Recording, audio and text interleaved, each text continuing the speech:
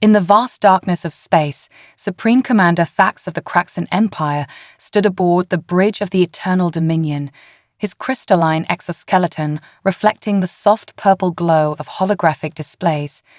His compound eyes studied the third planet of an unremarkable solar system, a blue marble suspended in the void that his intelligence officers had designated as Earth. Primitive species confirmed, Supreme Commander, reported Science Officer Nyx, her antenna twitching with barely contained excitement. Their most advanced weapons rely on chemical propulsion. No energy shields, no quantum computing, not even basic antimatter containment technology. Thax's mandibles clicked in satisfaction. The Kraxan Empire had expanded across 12 star systems through careful selection of conquest targets. Their doctrine was simple: identify technologically inferior civilizations, overwhelm them quickly, and absorb their resources before any of the major galactic powers could intervene. Earth seemed perfect, rich in resources, strategically positioned, and helplessly behind in technological development. "Show me their military capabilities," Thax commanded. The holographic display shifted, showing Earth's armed forces: aircraft carriers, nuclear submarines, tanks, and fighter jets. To Thax's highly evolved senses, they might as well have been children's toys. Their most powerful weapons, nuclear devices, were crude and self-destructive, hardly a threat to Kraxan shields. Their global military spending equals what we invest in a single battle cruiser, Nyx added, manipulating the data streams with practiced efficiency. They still fight among themselves over arbitrary territorial boundaries and resources. Most fascinating is their complete lack of unified planetary defense. Thax moved closer to the holographic display, studying the planet's population centers. "Any significant space presence?"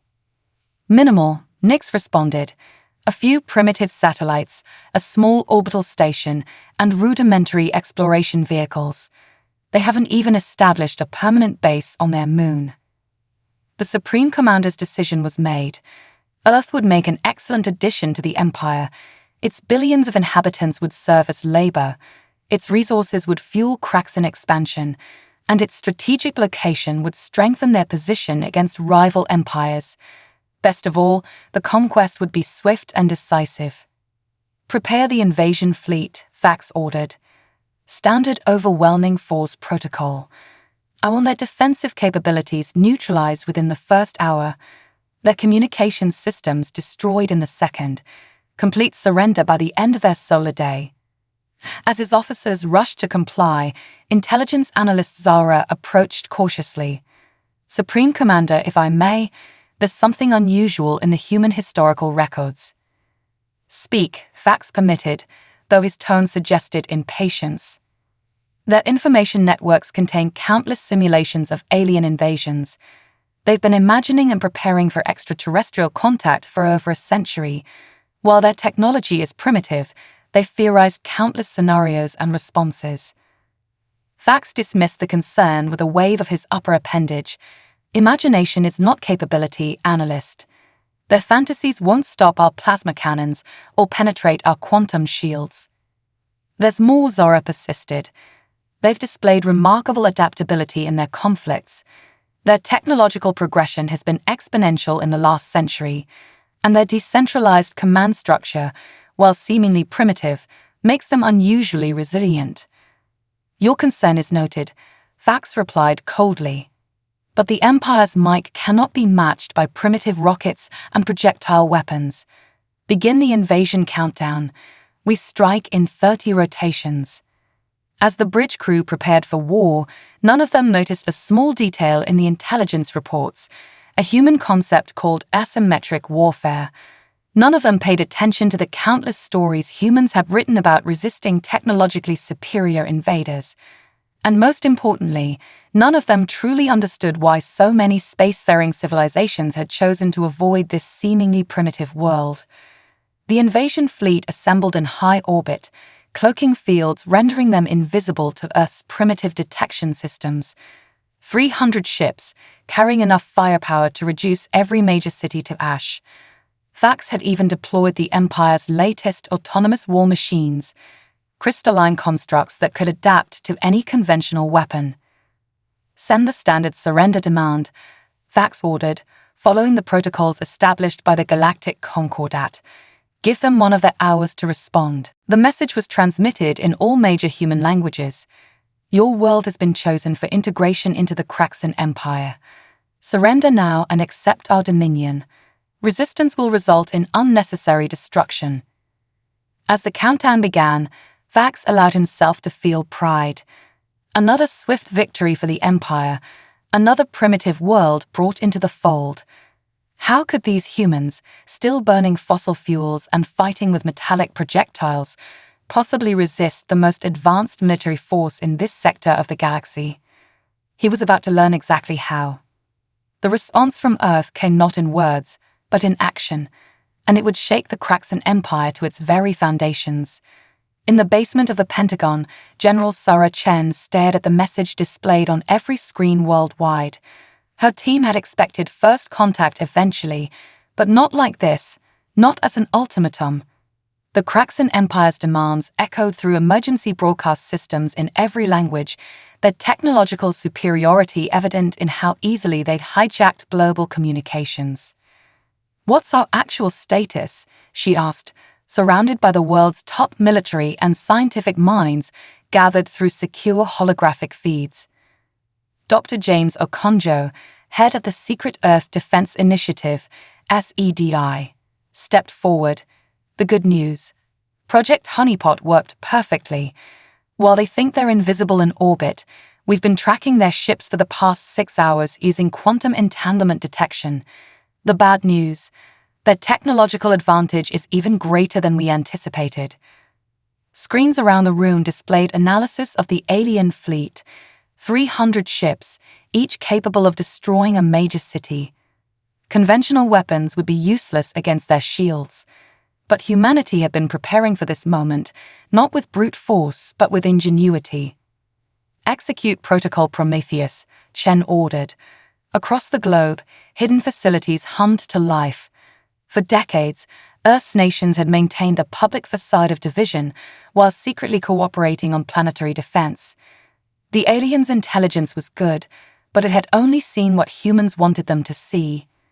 In underground bases, quantum computers, publicly claimed to be in early development, began cracking Craxan communication codes.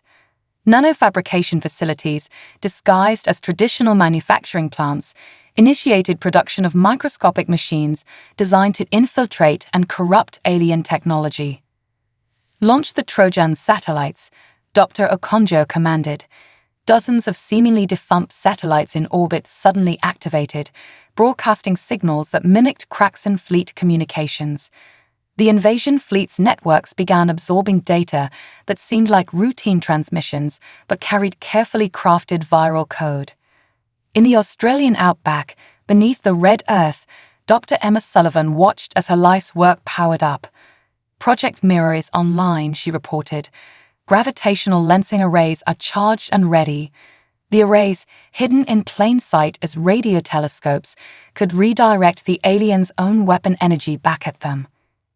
Meanwhile, in Silicon Valley's deepest bunkers, AI systems that had been trained on decades of science fiction scenarios began generating counter-strategies faster than any human could devise.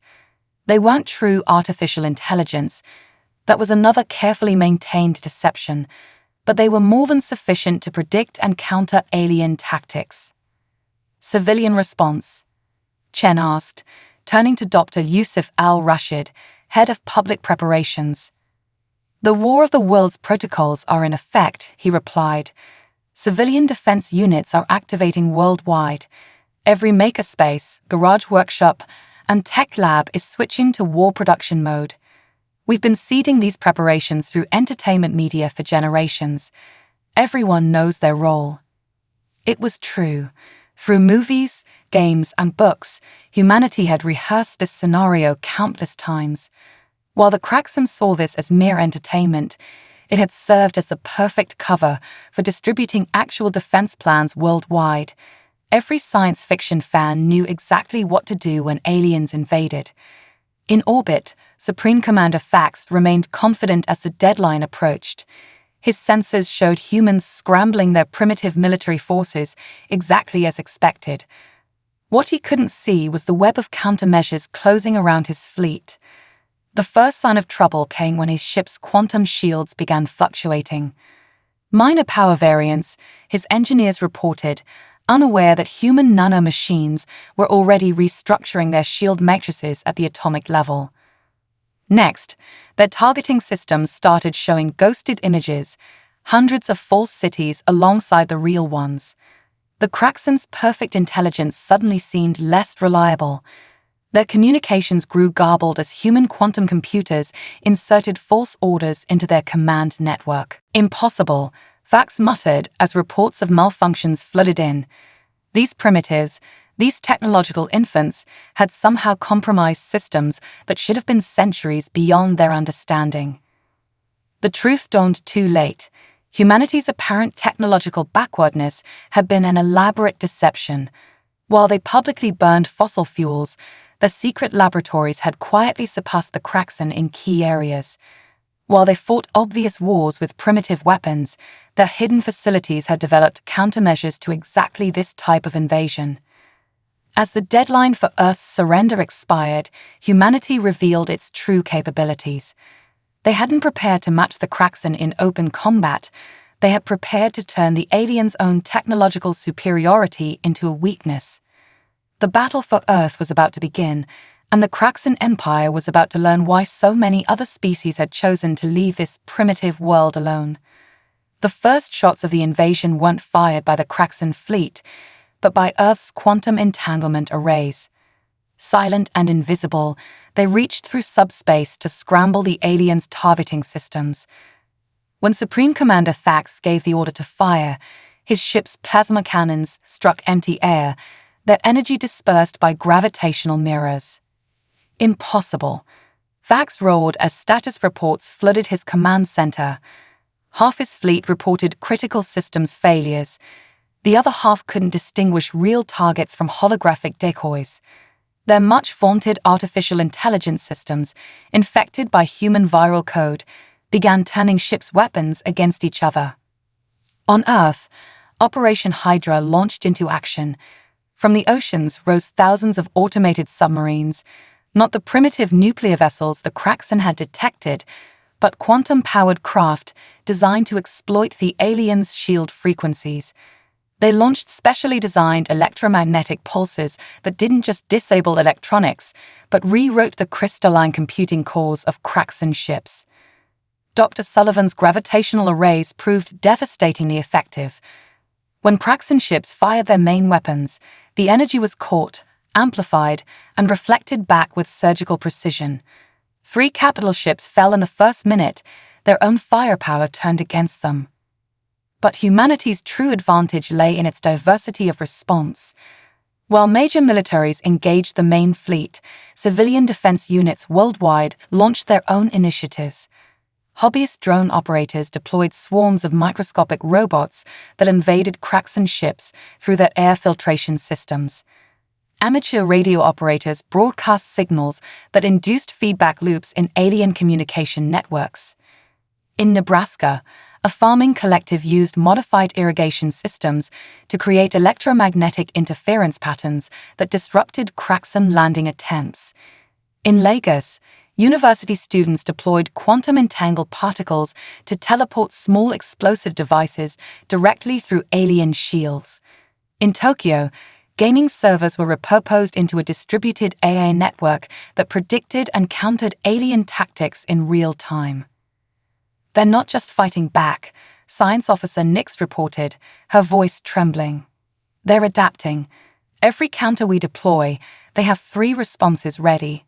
It's like they've been practicing this for centuries. Indeed, humanity had been practicing. Every alien invasion movie, every science fiction novel, every war game had been a training scenario. The public entertainment industry had doubled as the largest military simulation program in history. Millions of humans had spent their lives imagining and planning for this exact moment. Thax watched in horror as his carefully planned invasion disintegrated. Ships that should have been invincible fell to weapons that shouldn't have existed. Tactics that had conquered 12 worlds failed against defenses that seemed to anticipate every move.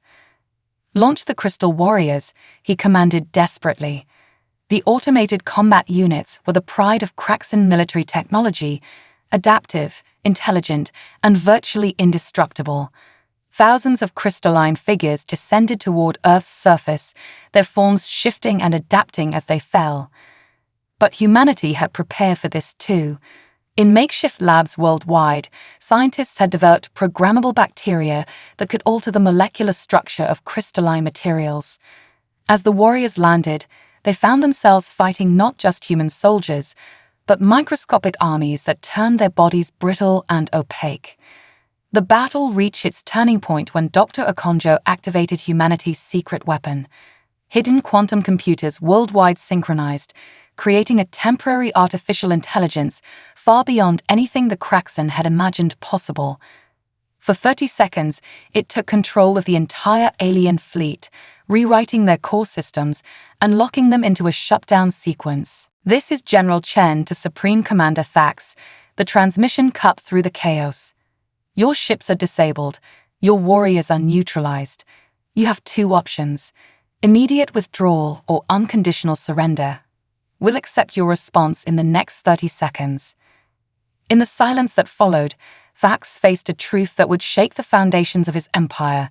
They hadn't been invading a primitive world. They had been walking into a trap centuries in the making.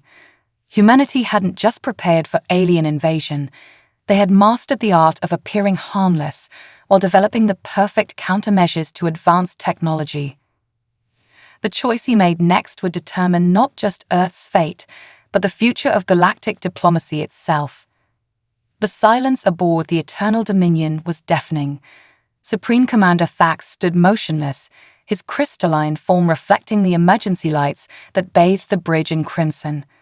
Around him, his crew waited for his decision, one that would affect not just the Craxan Empire, but the balance of power throughout the galaxy. "Open a channel to their command," he finally ordered, his voice heavy with the weight of defeat. "We will negotiate." On Earth, the response triggered a carefully orchestrated transition.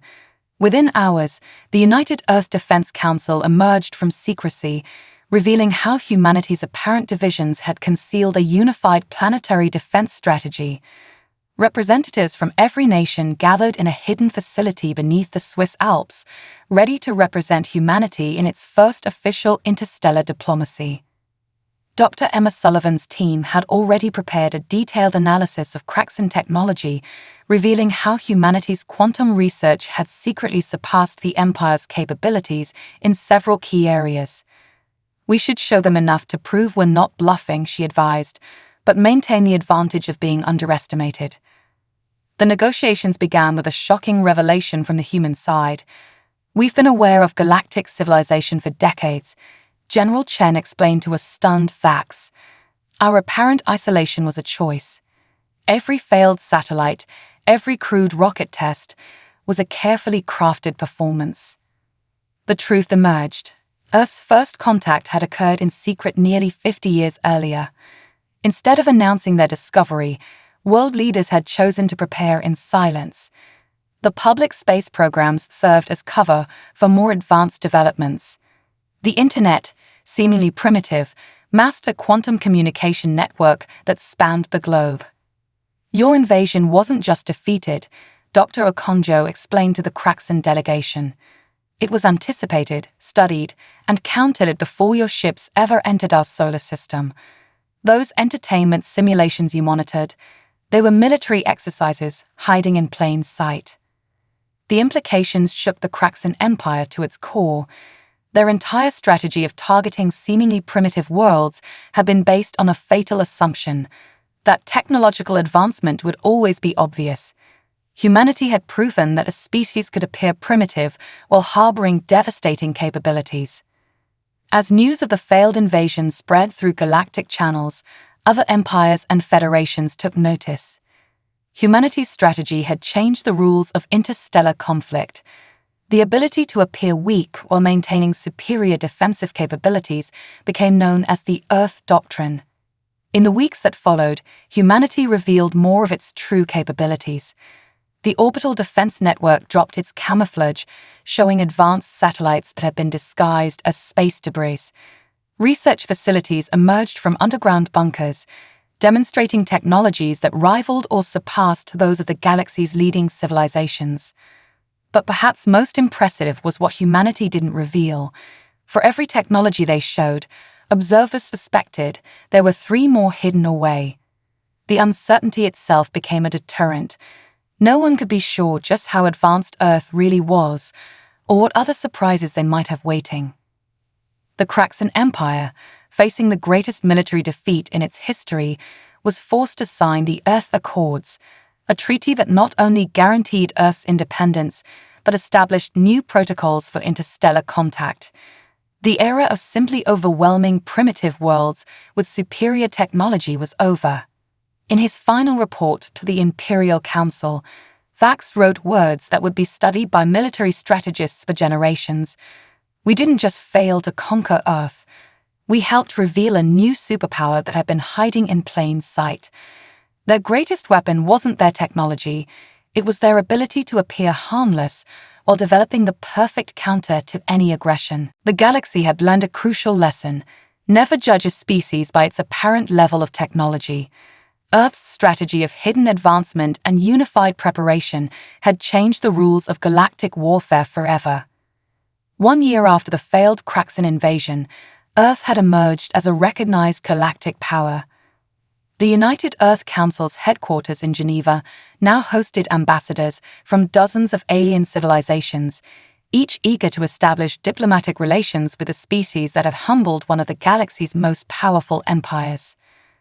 Dr. Sullivan and her team had begun sharing some of Earth's technological innovations through carefully controlled channels. The gravitational mirror arrays, now acknowledged as being decades ahead of similar alien technology, became a cornerstone of new defensive treaties. The quantum entanglement detection system was licensed to peaceful worlds seeking protection from aggressive empires. But humanity's most valuable export wasn't technology, it was strategy. The Earth Doctrine of hidden advancement and coordinated defense became a model for smaller civilizations. The concept of using entertainment and media as cover for military planning spread throughout the galaxy, creating a new form of deterrence based on uncertainty. In the Craxan Empire, dramatic changes were underway. Supreme Commander Thax, rather than being executed for his failure, had been promoted to head a new division focused on diplomatic relations and defensive innovation. The Empire's policy of targeting seemingly primitive worlds was abandoned, replaced by a more cautious approach to expansion. "The humans taught us that true advancement isn't measured by visible technology," Thax explained to the Imperial Council. "It's measured by a species' ability to unite, adapt, and overcome supposedly superior forces. We must learn from them, not conquer them." The greatest transformation, however, occurred on Earth itself. The need for secrecy lifted, humanity's hidden innovations began improving daily life. Quantum computing networks emerged from underground bunkers to revolutionize global communications. Clean energy technology, developed for planetary defense, began replacing fossil fuels. Medical advances created to protect against biological weapons were adapted to cure diseases. Yet Earth maintained its new doctrine of strategic ambiguity. For every technology revealed, dozens remained hidden. Global defense systems continued to masquerade as civilian infrastructure. The line between entertainment and military simulation remained deliberately blurred, leaving potential aggressors uncertain about Earth's true capabilities. In universities across the planet, a new field of study emerged: strategic deception for planetary defense. Students learned how humanity's apparent weaknesses had been carefully crafted advantages. The history of Earth's secret preparations became required reading for military and civilian leaders alike. 5 years after the invasion, General Chen stood before the United Nations, delivering a speech that would be remembered for generations. Our victory wasn't just about technology or tactics. It was about unity disguised as division, strength hidden beneath apparent weakness, and the power of a species that chose to prepare rather than posture.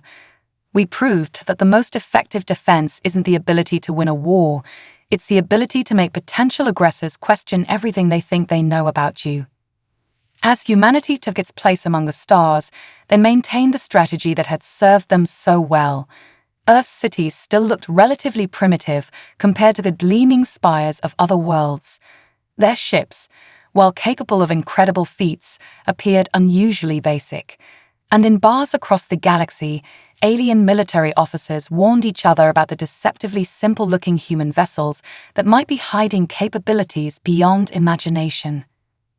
The legend of Earth grew, not as a story of technological supremacy, but as a testament to the power of preparation, unity, and the ability to turn apparent weakness into unassailable strength. The species that had been dismissed as primitive had become the galaxy's greatest example of the principle that appearances can be deceiving. In the end, humanity's greatest victory wasn't defeating the Craxan Empire, it was changing how civilizations across the galaxy thought about power, progress, and the true meaning of advancement.